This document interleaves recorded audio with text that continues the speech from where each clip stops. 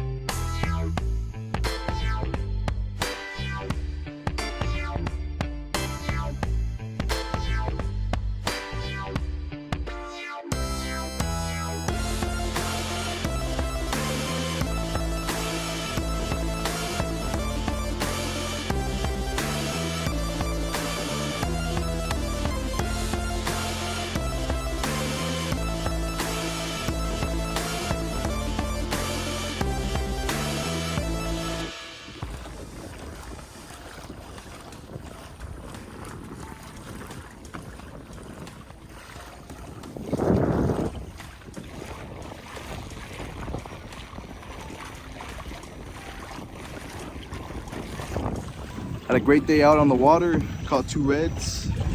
One was 21 and a half, the other one was 22.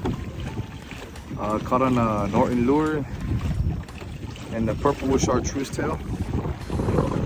So heading back in, the wind's starting to pick up. It was a good day of fishing. Very happy about the 2 reds. I haven't caught any reds in a good while, so it felt real badass to have a nice red on the line.